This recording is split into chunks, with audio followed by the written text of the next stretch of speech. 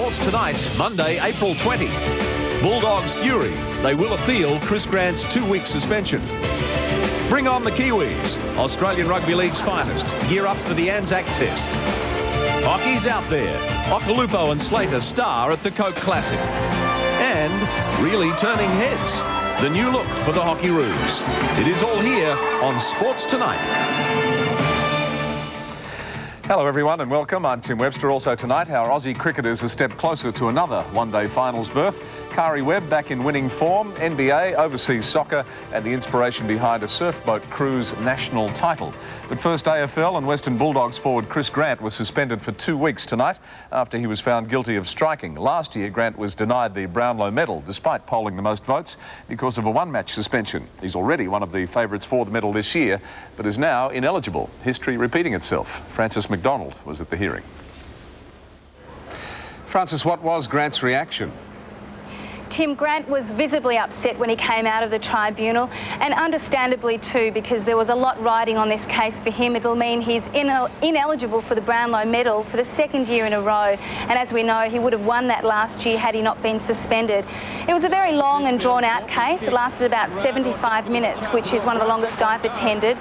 The Bulldogs left no stone unturned and watched the video replay of the incident in slow motion several times. Interestingly, the Bulldogs president David Smorgon attended and sat in the rows with the media and took notes himself. Now, the AFL has introduced an appeals process this season. Is there any indication if the Bulldogs will use it in this case?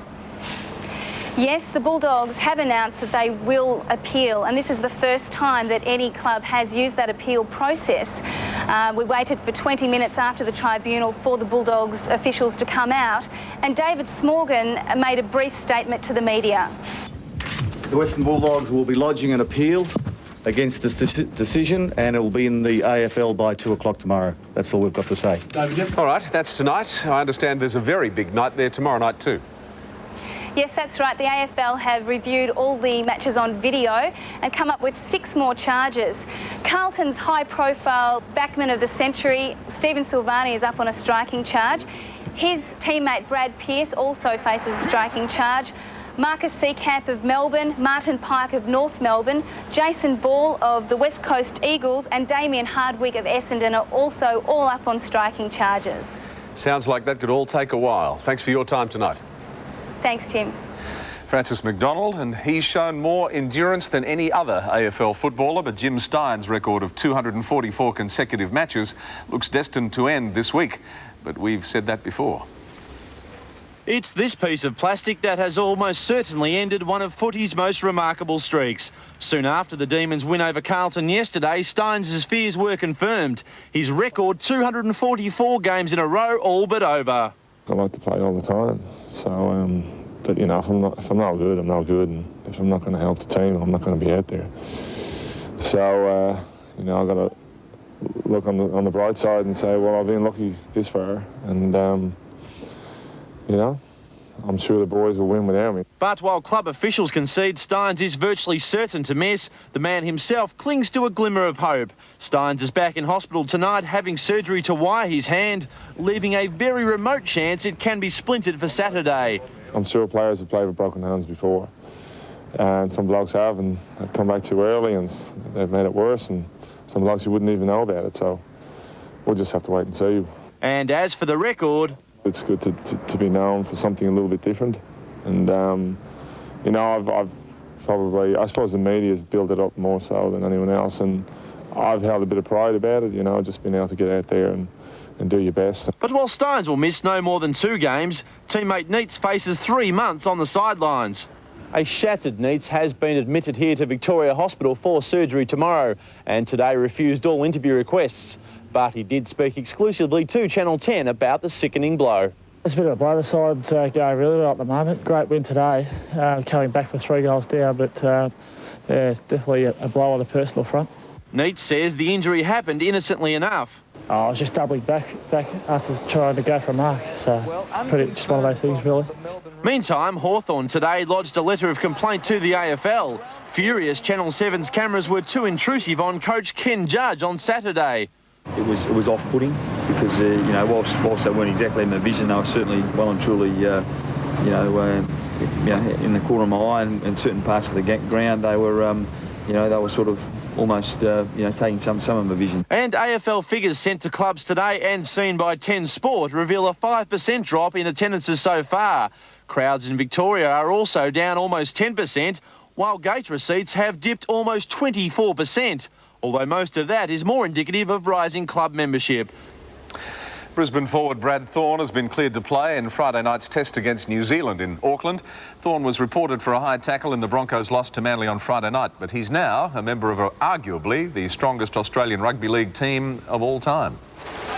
For Andrew Johns, it's a dream come true, being named in the real test side ahead of his idol, Alan Langer. I've got really mixed emotions about, beating Alfie for the position because, I look up to him so much, and being fairly young, he was at his peak when I was sort of really a fan of the games. While Johns was in the swim with his teammates, for Alan Langer it was business as usual, preparing for the Broncos match next Sunday against Norths. You got to go with the flow, just got to do the right thing by the Broncos now, and congratulations to the players that made, I think, and you can't go past Andrew Johns. He's a great player and he's been playing very well for Newcastle. Langer's omission from the first United team in 3 years has been the main talking point. I guess that, you look at, say, Alf, you look at a number of other positions, and I guess the quality and the strength of this side is told by not only the interchange players, but also by the quality of the players that have missed out. While there are question marks over 32-year-old Langer's future test career, it's the opposite for 22-year-old Cronulla winger Matt Rogers. He's the only new cap, and the smile on his face said it all. Just overwhelmed, at this stage. It's still early in the week, and just so happy to be here, in the company of players that I'm in at the moment. I'm just sort of got to pinch myself to realise that I'm here. Rogers is vying with Andrew Johns for the goal-kicking role. That'll be decided tomorrow. Matt Rogers joins an elite group of players, including David Furner and Aaron Raper, who went on to follow their father's footsteps and play for Australia. The 18-man squad contains 6 team captains, but Canberra's Laurie Daly will lead them out. It's the first unified side in 4 years, and I'm certainly was proud to be named in the side, and certainly a lot prouder to be named captain, and it's a great honour and one that I'm thrilled about. The team leaves for New Zealand tomorrow. And Brad Thorne wasn't the only player cleared by the NRL's video review panel. Teammate Gordon Tallis, Illawarra's Paul McGregor and Parramatta's pair John Simon and Justin Morgan were all cleared.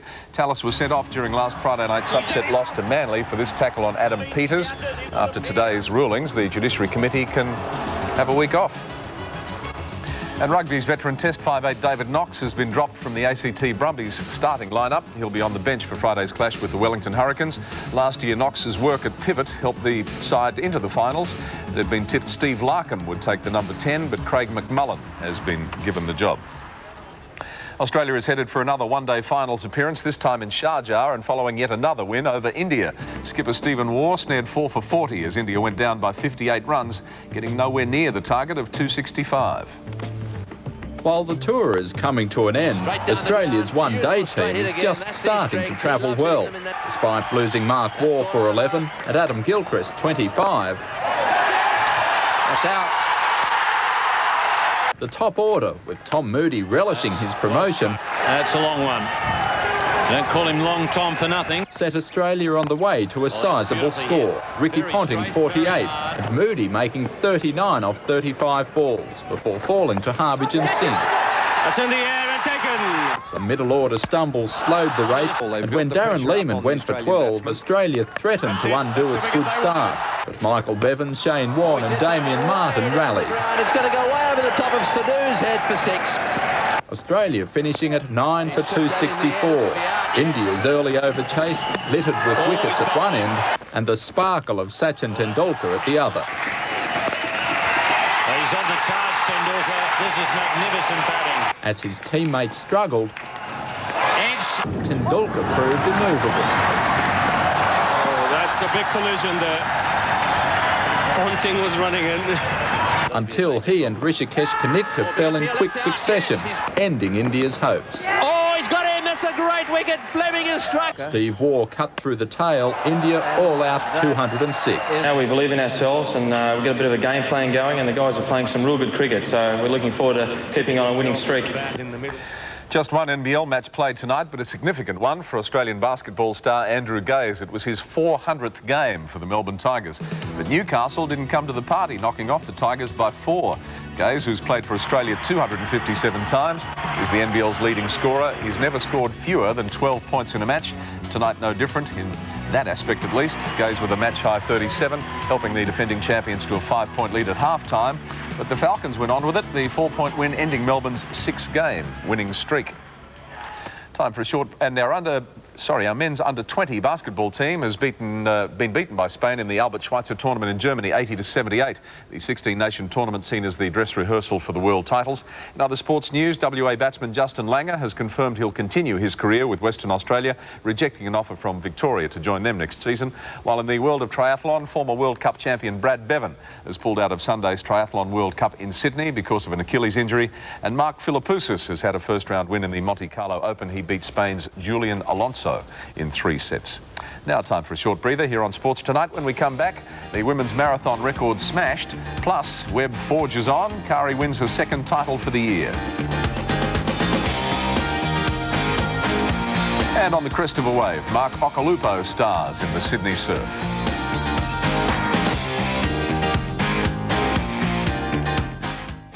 Thursday on an all-new NYPD Blue. I was acting in self-defense. It's usually Andy who instills fear into suspects. Open your mouth again and you're going to get bitch slapped. Now it's Bobby putting terror into interrogation. Interrupting our interview approach with you here just for a second. Meet the new king of pain. Go ahead, finish your thought. And caught in the act. Oh, bugger off about my accent. So what's new, Naomi? Has the mysterious PA blown her cover? You ever notice that Naomi talking funny? All new NYPD Blue, 8:30 Thursday on 10.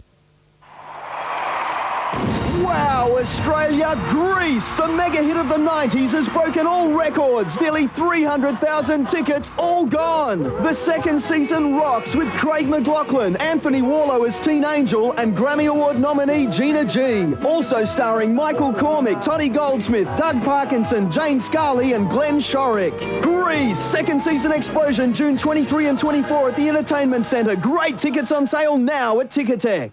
Don't shiver your way through another winter. Grab a hot deal on a new heater at Joyce Main. Super efficient gas heaters from only $5.99. Oil heaters from only $79. Blow heaters from only $29. Flame effect heaters from only $7.99. Reverse cycle split air conditioners from just $1,095. Radiant heaters from only $89. And a huge range of convection heaters. Choose from all the top brands. Interest-free terms are available from the home heating specialist Joyce Main, the 9 Ways Broadmeadow.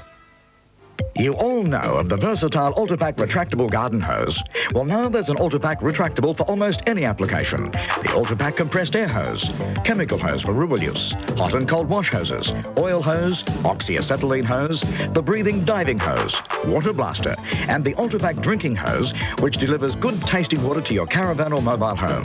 Whatever your requirements, there's an Ultrapack retractable hose to suit your needs. Available right now at Ultrapack Katara. Now available from Fox Interactive. Something that will change the way you experience the X-Files forever. The X-Files Unrestricted Access. The definitive X-Files interactive resource. Actual case files, dossiers, and evidence. You investigate. You encounter. Know what they know and more. The X-Files Unrestricted Access for PC/CD. From Fox Interactive. Australian golfer Kari Webb has won another tournament, retaining her title at the Myrtle Beach Classic in South Carolina. Webb finished 19 under after a final round 67. 3 shots clear of American Meg Mallon. Jane Crafter, next best Aussie, tied for 6th at 11 under. Webb had to watch her back with just a single-shot lead on the final day, but the 23-year-old Aussie powered 3 clear with a pinpoint tee shot on the 12th. That's right at it. An easy birdie to go 18 under. How sweet it was for Lisa Lott Neumann, the perfect chip-in birdie for a round of 67 and equal 4. Dottie Pepper equaled the day's best round, a 64 to finish 3rd. Webb's lead to 4 after a lucky bounce on 16 set up her 6th birdie, 20 under. Mallon challenged but had to settle for second. As she walked the 18th, Webb cracked a smile for the first time. A 5-shot lead, a bogey finish, not quite the fairy tale, but enough for the win, her 2nd of the year. Meanwhile, just down the road, USPGA champion Davis Love won the MCI Heritage Classic for a record 4th time. His 7-shot victory margin also a record. And although Zimbabwe's Nick Price finished equal 5th, 12 shots back, this one stroke memorable as any. Still on golf, and Greg Norman has dropped out of the world's top 3 for the first time in 5 years. Davis Love's victory in the Heritage Classic lifts him into 3rd spot. South African Ernie Els still number 1, followed of course by Tiger Woods. Athletics, and Ethiopian Tegla Larupe has broken a 13-year-old world record in the women's Rotterdam Marathon. The time of 2 hours 20 minutes and 47 seconds beat the previous best by 19 seconds. Larupe won the Rotterdam Marathon last year and had vowed to break the world mark this time round. And she did. Women's hockey will never look the same following a fashion revolution unveiled in Canberra for the past 84 years. Female hockey players have worn uniforms more at home in the school playground than on the sporting field. The styles of the 30s to the 80s showcased by our present players before the new look took centre stage.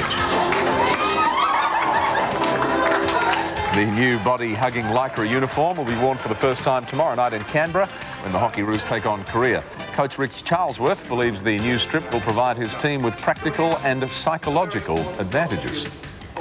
And pardon the obvious pun, but Mark Okolupo is riding the waves of success after grabbing the world's #1 spot at Bells Beach. He's looking good for the Coke Classic in Sydney too, with a stunning first-round performance. But there are some well-established names on the circuit hoping to knock him over. The winners of today's heats have earned a day off. The losers face the sudden death second round tomorrow.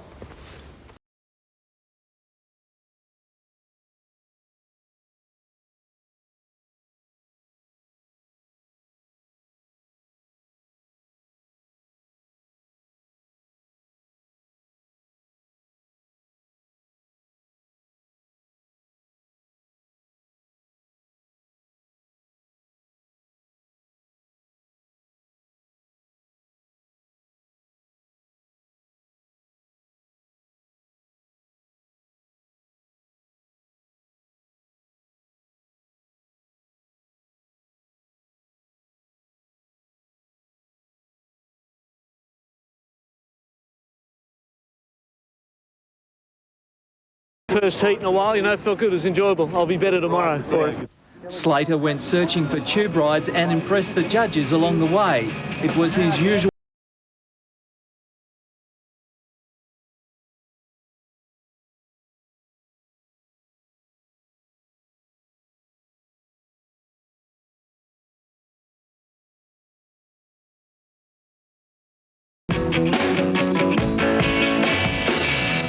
Mark Okolupo scored the highest ride of the day, 9.25. With a victory at Bells behind him and sitting top of the world ratings, Oki is hyped up for more success. I was surfing rights out there, which is like Bells, and I'm on my backhand, and you know, I felt pretty good with my board, and you know, it was good to have a win and be able to have a rest tomorrow.